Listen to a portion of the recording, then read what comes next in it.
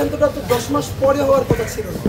এটা তো ইন্টারিম শপথ নেওয়ার 1 সপ্তাহের মধ্যেই গণহত্যাকারী দল হিসেবে, ফ্যাসিস্ট দল হিসেবে আওয়ামী লীগকে নিষিদ্ধ করে দেওয়ার কথা ছিল। তো সেটা হয় নাই। এরপরেও ধন্যবাদ আমরা এই কারণে অন্তত সরকারকে কিছু জানাই যে আমরা যে ছাত্র জনতা সবাই মিলে এই প্রচণ্ড রোদের মধ্যে শুধু শাহবাগে আমরা ছিলাম তারাই না, সারা বাংলাদেশের প্রতিটা জেলায় বিভাগে আমাদের ভাইয়েরা হাজার হাজার মানুষ জমায়েত করেছে। তো এটাকে তারা আমলে নিয়ে, যদি তারা আমলে না নিত আমরা আরও অনেকদিন রাজপথে থাকতাম, জনদুর্ভোগ বাড়ত। তো জনদুর্ভোগ কমানোর জন্য তারা যে রেসপন্স করলো, র্যাপিড রেসপন্স করলো, এই র্যাপিড রেসপন্স করবার জন্য আমরা অন্তত সরকারকে ধন্যবাদ জানাই। তো এই ধন্যবাদ জানানোর পরে আমাদের একটা প্রশ্ন আছে সরকারের কাছে। আমরা আশা করছি একটা প্রেশার গ্রুপ হিসেবে আমাদের এই কথাগুলো সরকার শুনবেন এবং তারা জবাব দেবেন। এইটা কি নির্বাহী আদেশে হলো, অথবা দল নিষিদ্ধ হলো, নাকি কার্যক্রম নিষিদ্ধ হলো, এই নিয়ে রেসপন্সটা আমরা একটু শেষের দিকে করতে চাই।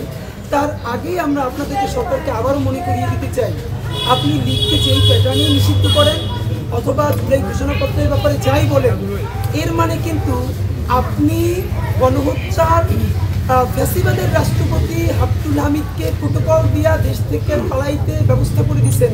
এইটা আমরা ভুলি নাই, ভুলি নাই মানে ভুলি নাই। আপনাকে আমরা বলেছিলাম 3 দিন সময় দিলাম, এই আওয়ামী লীগকে যদি ধরেন, বিএনপির কেউ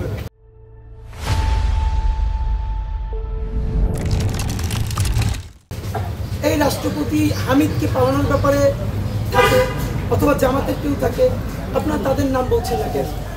আমরা দেখলাম কি কিশোরগঞ্জের একজন পুলিশ অফিসার, তাকে দিয়ে ধামাচাপা দিয়ে ব্যাপারটাকে তাকে সেট করা হয়েছে। মানে আপনারা মানুষকে এত বোকা ভাবলে কেমনি? আমাদের মানুষ আমরা বোকা, তাই বলে সবাই কি এত বোকা হবে? এটা একটা কথা। শুনেন, ফ্যাক্ট হচ্ছে মানে ফ্যাসিবাদের রাষ্ট্রপতি আব্দুল হামিদ তার আত্মীয় স্বজন সব প্রোটোকল নিয়ে বের হয়ে যায়। সেইটা একজন সামান্য পুলিশ অফিসার, ছোট পুলিশ অফিসার, এইটা কি তার এখতিয়ারে? ছোট ছোট রাজনৈতিক দলের নেতা তারাও যখন আগে বিদেশে যেত, ঘন্টার পরে ঘন্টা ইমিগ্রেশনে তাদেরকে আটকে রাখতো।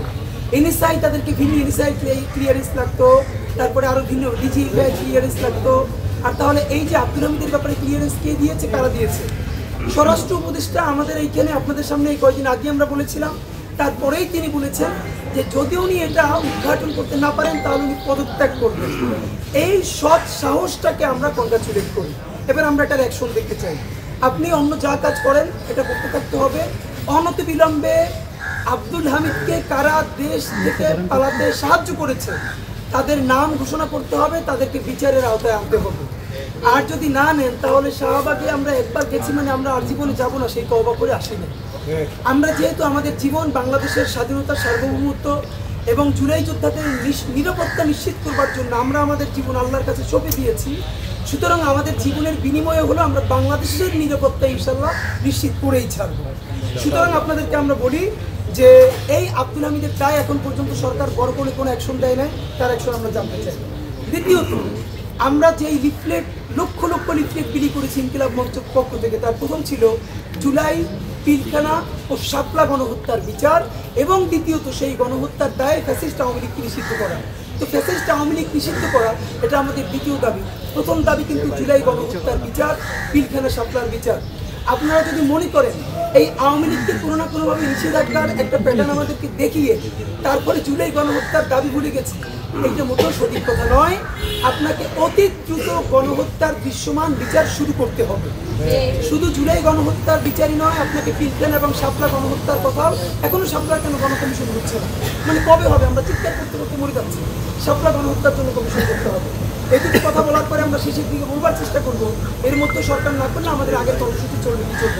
এবার আপনাদেরকে আমরা একটু বলবার চেষ্টা করি যে ধরেন গতকালটা সরকার ব্রিফটা করলো, বিশেষ করে জিওবি থেকে চিফ অ্যাডভাইজার জিওবি যেই ফেসবুক পেজ আছে ওখান থেকেই সর্বপ্রথম যেটা এই সার্কুলারটা জানানো হলো। আজকে যেহেতু সরকারি বন্ধ, আগামীকালকে তারা বলেছেন যে পরিপত্র জারি করবেন। তো আমি জাস্ট একটু কথা বলি, এই যে নিষেধাজ্ঞা হয়েছে কোন আইনে হয়েছে, কত ধারায় হয়েছে, সেইটি কি সাময়িক নাকি বিচারের আগ পর্যন্ত, সেটা কি ট্রাইব্যুনালে বিচার হবে, ট্রাইব্যুনালে বিচার হলে সেটা কি উচ্চ আদালতে রিভিউ করা যাবে কিনা, এগুলো অত্যন্ত আইনি জটিলতার ব্যাপার। আমরা নিজেরাও বুঝবার চেষ্টা করেছি। এবার আজকে যেটা বলবো এটা আমরা কোনো আইনজ্ঞ হিসেবে বলছি।